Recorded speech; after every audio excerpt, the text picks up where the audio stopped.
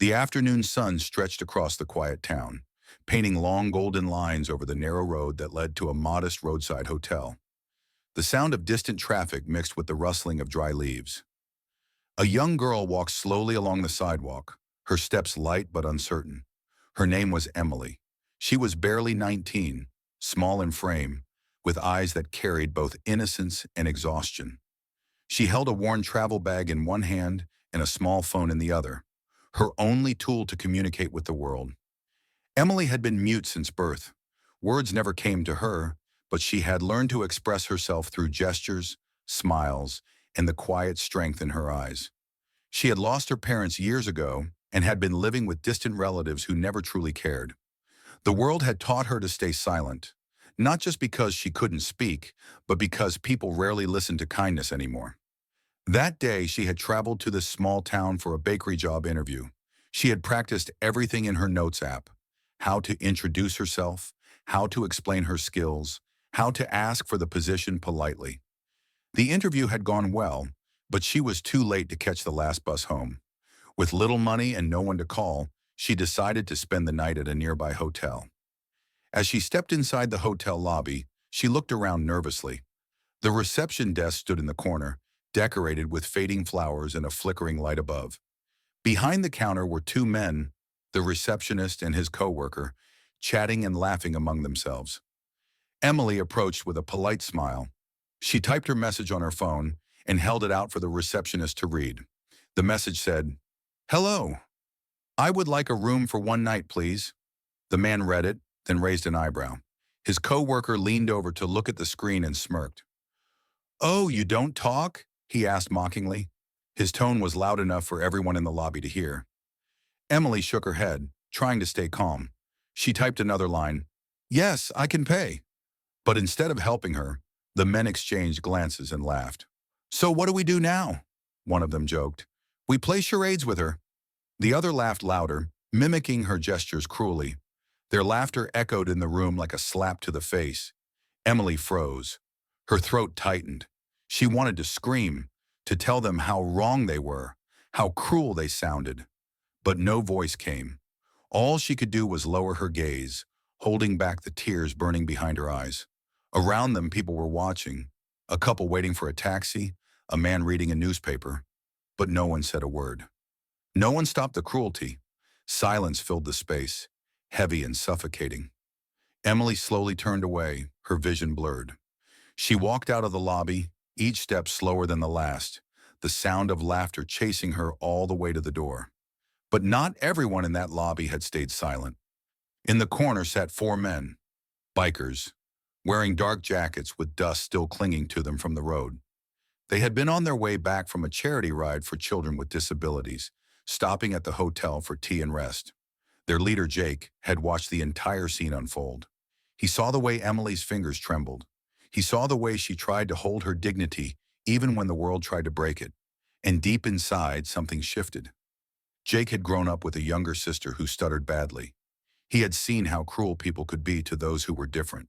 And watching that girl walk out in silence, it felt like watching his sister's pain all over again. He set down his cup. The others looked at him, waiting. "Did you see that?" he said quietly. Ethan, the youngest of the group, nodded. "Yeah, that wasn't right." Without another word, Jake stood. The sound of his heavy boots hitting the tiled floor silenced the laughter at the reception. The staff looked up, startled. The bikers approached, not aggressive, but steady, their presence enough to make the air in the room shift. Jake stopped in front of the counter. His voice was calm, low, but carried a weight that couldn't be ignored. He asked why they had laughed at the girl.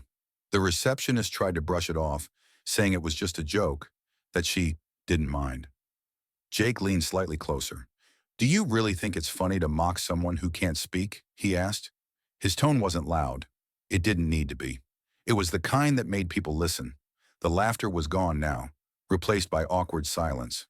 The two men looked down, unable to meet his gaze. Jake told them that what they did was more than rude. It was cruel.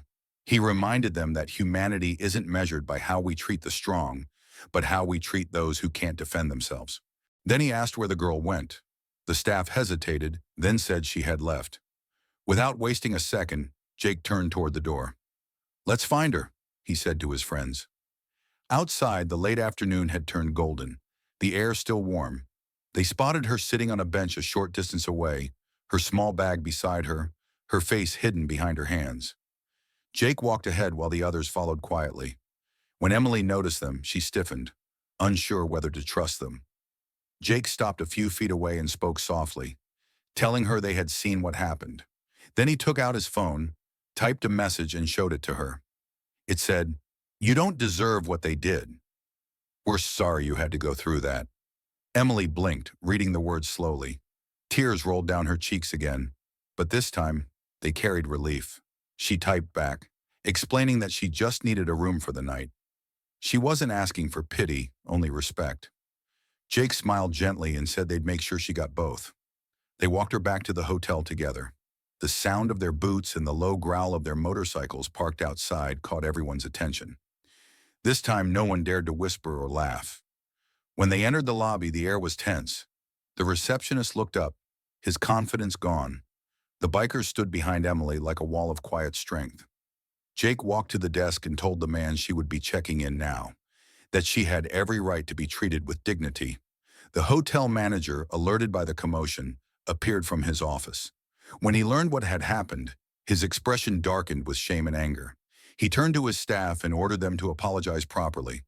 The two men mumbled weak words, looking anywhere but at Emily. Jake crossed his arms and said softly that if they were truly sorry, they should look at her when they said it. This time they did. Their voices shook as they apologized. Emily nodded slowly, her lips trembling, but her gaze firm. The tears in her eyes weren't from weakness anymore. They were from pride, from feeling seen. The manager personally escorted her to her room, promising her comfort and safety. As they left, Jake slipped a folded note onto her bedside table. It read, "Never let someone's cruelty make you doubt your worth. There are still people in this world who will stand up for you." The next morning came softly.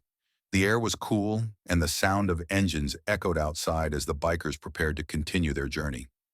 Emily came out quietly, her eyes bright but heavy with emotion. She held her phone up with one final message written on the screen. "Thank you. You made me feel human again." Jake smiled at her and said that she always was. She just needed the world to be reminded of it. He handed her a small token, a keychain with a silver wing engraved with the words, "Ride with Purpose." She held it close as they rode away, the sound of their engines fading into the morning. Inside the hotel, the staff stood quietly, watching from the windows. The receptionist who had mocked her now stood in silence, his expression heavy with guilt. Later that day, the manager placed a new sign behind the reception desk, a reminder that would stay there for years. It read, "Kindness is the language everyone understands." Weeks passed.